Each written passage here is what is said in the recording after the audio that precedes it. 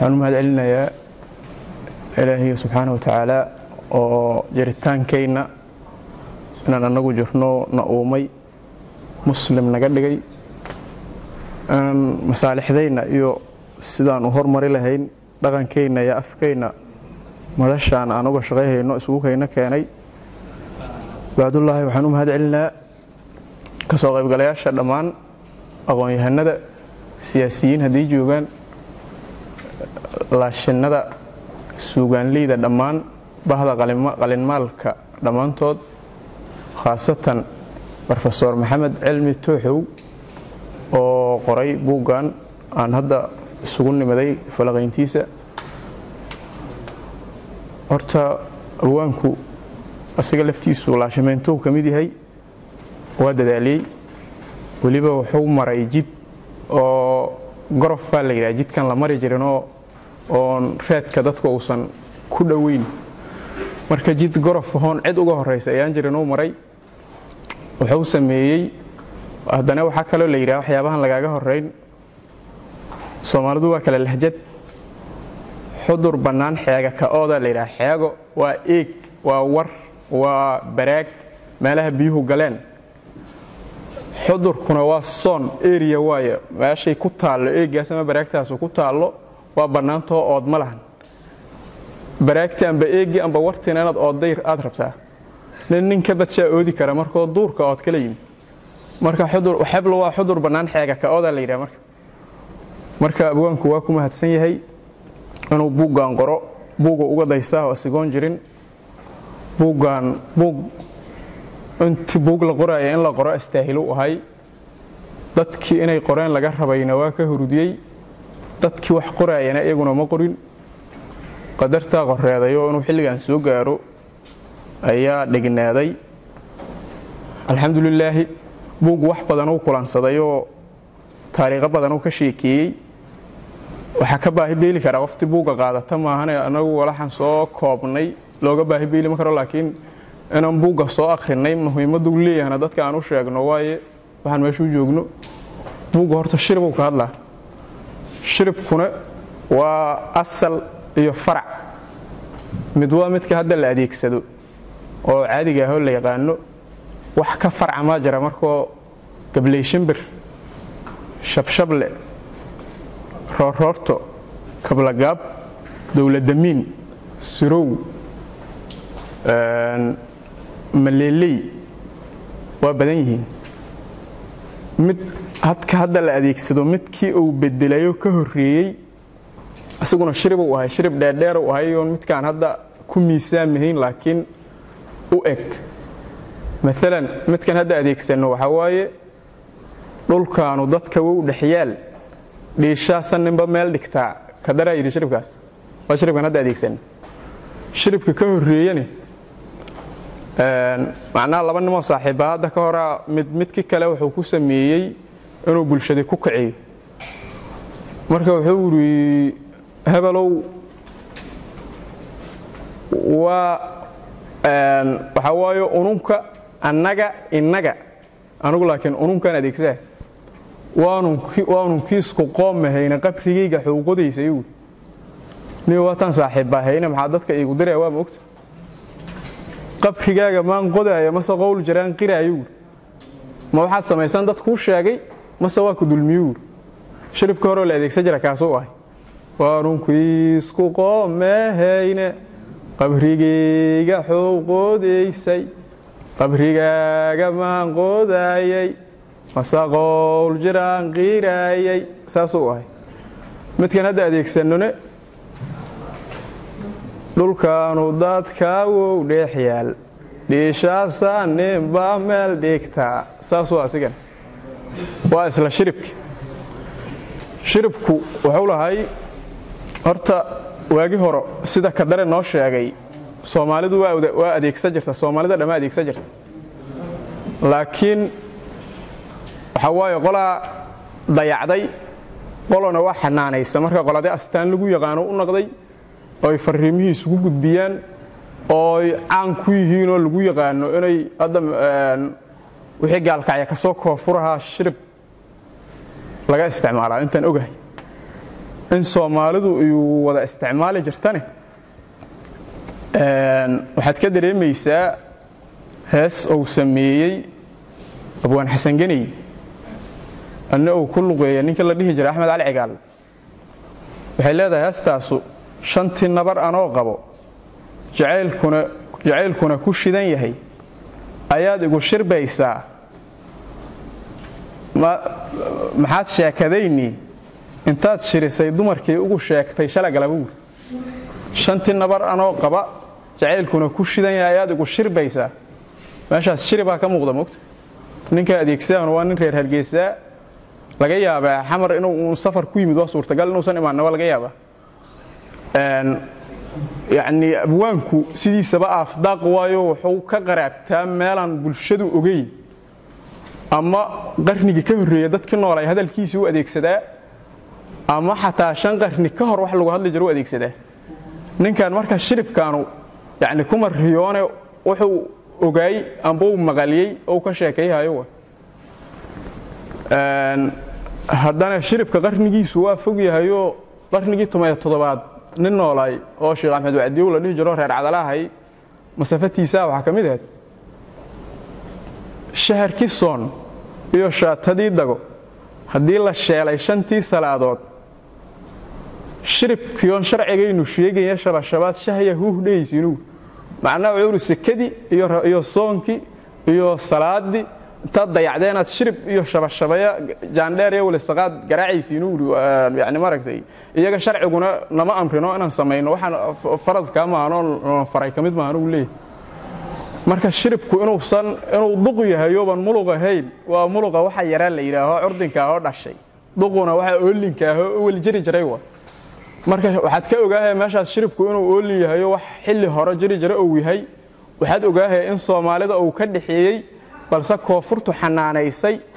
anoo agteeda ka nool yahay wali shiribku marka ujeedooyin oo la ilaalisho leeyahay mar waa bayd cibaaro hal xiraali xujo qofsay u tagaan mar waa farax mar waa digasho mar waa amaan mar waa eed mar waa yani maaragta jacayl mar waa wax kaste meel kaste uu galiya ninka shirbaaya marka waxa laga rabaa inuu yani maaragta ujeedada maalintaas taagan maalinka la faraxsan yahay inuu farax ka shirbo maalinka la xanaaqsan yahay inuu xanaaq ka shirbo likulli maqaamin lahu maqaalay ma hay moogtay dad yani maaragtay meel aroos yaalo inta timaado ayada quraana soo qaadatay inna lillahi wa inna ilayhi raaji'un kullu nafsin dha'iqatul maut ira quraana akhrisan laakiin yani mawduuci waa ka baxdayo arooska farxad u ahay moogtay inaad yani wax faraxaya dhimrinta ka hadlaaya ka hadashay aad moogtay nin quraan akhriyana waa tahay marka ujeedada in la ilaalisho waa muhiim buuga waxa ku qoran miisaan oo shiribka uu leeyahay oo qofkii miisaankaas ka baxay shiribka inuu jabshay ay meesha ka muuqato miisaankaas waxa waayo dadku asugoon miisaan qoraal aqoonino ilaali jiriyay يعني ما ركتي مركي دتك أو وحبرتي وفرت إن لا قراءة نقطنا هذا الكدت كاس وكشير بجرين قابك وسقول لي الرأي أي دتك وحقراء وحكلا لحب حنا سي ميسان كقول علشان مركي ميسان كعدة ربط شرب كميسان كيس عطب كشنات أو كحسين يوي كآخر سكرته شرب كمركا هدان واحدين كجسوقة تشرب ياشي نحور كلهايو دتك إسراف سجرين شرب يده حجاء لبنان أما بيد عبارة أما هالحرالة أما السؤاشة لبنان ما أنا يعني ما ركتي سحجستان وحسوي الديان أي كشربة أي المركب مدا وحوري قد شدان قال آيات دارور قوم كان كقبران لهاي دت كانوا حتكون حجيسان إسلها يور قد شدان قرآن كوك الله إيو قال آيات كلمات ninkii waa jawaabo wuxuu uri qoomkii la xujeeyay ninkii u laashinka ahay waa jawaabo wuxuu uri ununa qaafil mihiin uri dad hilmaamsano wax moog mani oo inay qaliil tahan qabna la yu'akhidukum Allah bil lagwi fi aymanikum walakin yu'akhidukum bima aqadtum al aymana qad shidna dawataasa waxay ku jirtaa jalaad sibdiya suuratul maa'ida ayada 88 tan jacla وينشئ الصحابة ثقالا ayada ku dhamaanaysa ununa qaafil mihiin oo inay qaliil tahan qabna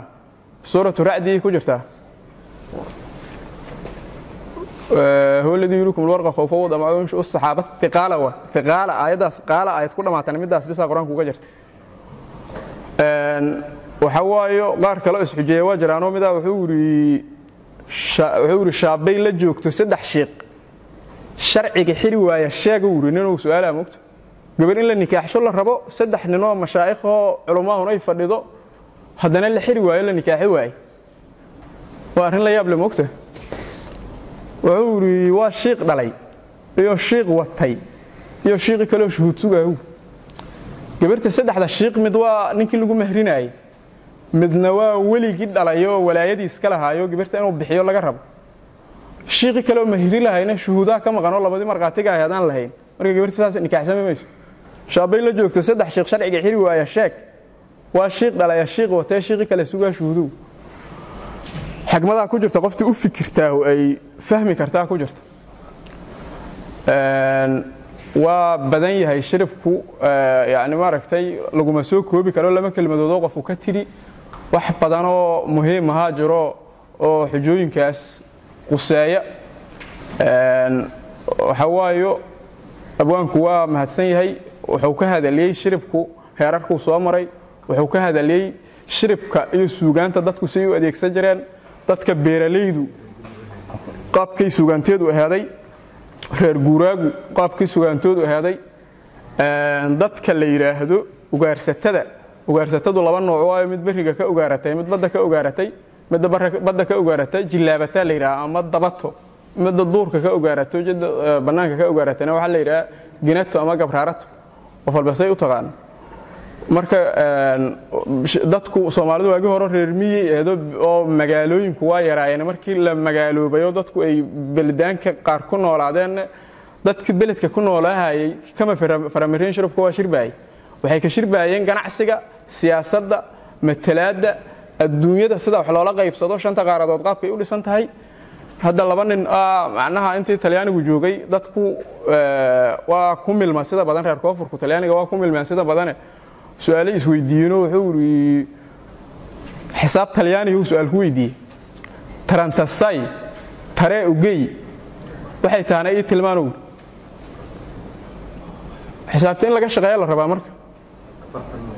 wuxuu yiri tarantasay tare ugay tarantanooba ma ahayno 39 waa tarantasay waa 36 tare ugay 36 saddex ugay waa 9 moogto 39 waa tarantasay tare ugay waxay taana ay tilmaano tarantasay tare ugay tarantanooba ma ahano tarantasay hadii tare loo geeyo tarantanooba waayo 39 waayo reer magaalkuna wasaasay u shirbaayeen waxyaabaha dantooda quseeyana waa ka shirbaayeen marka ugaarsatadu kama gaari karo laakiin iyaga laftoodu ajiibay ahaayeen dad ajiiba an la xaqirayo si yaani maaragta xun loola dhaqmay ahaayeen dadka oo la haybsooco waliba roob la macuunin la yiraahdo roob la boon amba roob la karre qof walba say u taqaano buugan inta shiribada ku xusan ninka ugu badan waay ninkaas dadka la haybsooco ugaarsatada uu kamid ahay ugaarsatada waxa lagu haybsoocay wax kale ma hayne dadkay ka aqli badnaayeen waana ka cilmi badnaayeen dadka waa ka horeeyeen dadku marka dadka qofku waxay jaahil ka tahay xaasiday ku tahay dadka noocaas waa la hagardaamiyay in la hagardaamiyay waxa inay dadka ka horeeyeen oo aqoontooda lagu haystay waxa caddeyn u ah waxa lagu dulmi jiray anna beenaheed inay baqtiga cunaan oo waxaan la bireen ay cunaan lagu dulmi jiro lagu eeday jiray dadka jaahilahay baqtiga cuni mahayn midalan laba nima ugaaratay xilli galabgaab oo qorraxdu dhici rabto ayay neef ugaarahay gineen neefkaas amba waa goodir amba waa biciid amba waa awl amba waa sagaar amba waa deer wuxuu rabaa naqd neefkii marka hadii la ginay cijoodku noolaha ugu nafta jacalay kamid yihiin uguna adkaysiga badan halka day soo hortay saddex ka jaban tahay waa inuu fakado isku daya neefkii qorraxdii dhacday raadkiisa la waayay waana dilan yaho waa la ginayo bira ku taala raadkiisa hadii la waayay qorraxda haday dhacday nimanka iska seexdeen haday iska seexdeen neefkii waa habeenkii u duurka ku dhintay biro kugu baridaya la yiraahdo amba dhiibi duura la yiraahdo neefka noocaas oo shalay galab inta la dilay xala dhintay biro kugu barida amba dhiibi duur wixii la rabo asaas lagu yeeray nimankii marka baaq aan dadku isla aqaaninay yiqiineen mid kamid aha inay raadshaan ay isku damcaan ay isku dayeen mid raadki wada la yiraahdo raadka raadi ee daba gala la yiraahdo meeshuu mar midna waxa la yiri hore ka goobo qoratay ama gidaf u dhig si uun hawsh u fududaato marka midkii horeeya arkay neefkiyo meel ku dhintay kii dambe uu rabaa marka inuu u baaqo umadinayeen la ogaano on lees la ogaan marka 4 kilomitir ka xagga inuu joogo isuma dhawo telefoon ma jiro wasaafarin la isku fari maayo la isku wici maayo in la isku qaylsho danta qasbays qaylada marka mid colaadad cilla dhaana la yiraahdo mid nabadeedna tanaaga la yiraahdo waa isu tanaagayeen marka wuxuu yiri habalow isuu yiri hoow waa 10 taayuu xagay 10 taayuu rasuul Allahu akbar meesha loo dukaday taalaawa wuxuu yiri dhuub ma galayuu tarxi ma galayuu rasuul dhidaalba ma aragu dugaba ma arkinu neefkaas marka inuu baqtay dadku u qabaan ma baqtin minhaajkay ku taala falaarta ninka muslimka uu leeyahay bismillaah Allahu akbar hadii lagu gano ay ku dhacdo haduu u dhinto neefkaas waa biraysan mashaayikhna waa warsakartiin kutubtana waa ka fiiri kartiin baqti cunaan meeshay ka raacday oo ka soo daba kacdo baqtiga cunaan la leeyahay saas waay baqtina ma cunaan waxa la dayib hay cunaano diintu ay banays fikirkii adeegsadeen macnaha ummadda kale ma fahamsan waa tubanta intay tubanta Allahu akbar dhuub ma gala dhidalba ma arag bal adigu meel wad waa hawshood saasay ku fushadeen marka nimankaas niman la xaqiray oo buugooni in laga sameeyo laftooda u baahan way professorku waa dadaaliyo rooble boqolkiiba 40 waa ku leeyahay shirkada ku yaala buuga ku yaala waa ku leeyahay waliba shirkad cajiib oo mararka qaar isku bariyeelayo jiraayo oo dadka runta ugu sheegaya jira qaarna waa qaata qaarna waa ka tagay dib ma laakiin oo buug oo rooblo kaliya inuu yaani dhacayno waa suurtagal oo dadkan dad yaani maaragtay wax qoro aad wax qoro ay qori doonaan waa rajayaha marka oo idinku dheeriyay aad u mahadsantihiin buugaanu shirabku ka hadlaa inuu buugi koobaad yahaan u maleeyaha buugi labaad kii saddexaad kii afraad kulli waa soo socdaan waa hordhac hal laga faa'iideysto shirib ma aqaan qofti buugaan akhrisata laga yeeli maada ka bacdi shirib buugaana baraya dadka siisa shirib waa laba lugood ujeedadii lagu koobay mawduuca maalinkaas taagan looga hadlay la miisaamay miisaamka alana la yiraahdo alanka waxa laga qaata beeraleyda balka waa alanku hadaan idin xisaabiyo fartaastayda 3 minood waay waa hal alan laba alan 3 alan waa alanku waa kaasa jarjarkaas waa kala goyska waay shiribkuna waa alan dhulkaanu dadka u dhaxyaal hadaan akhri tago 10 iyo 6 alan waa lugtiba 8 alan tahay dhulkaanu dadka wow dhaxya ma dhulkaanu dadka wow dhaxyaal 8 maahno nin ba meel dhigta 8 kale 10 kaas 6 daas oo shirku ku fadhiisa marka hadaad ujeedadin iska ilaaliso xaraf raaci raadiso alankii ku ilaaliso miisaanto shirib waa taqaana marka in Soomaalida casrigeeda lagu celsho dhaqankeeda hore ay wada shiribto ayuu ka shaqeeyay anuguna waa ka shaqeey doonaa hadii Ilaahay idmo waa dheeriyay aad u mahadsantihiin salaamu alaykum wa rahmatullahi wa barakatuh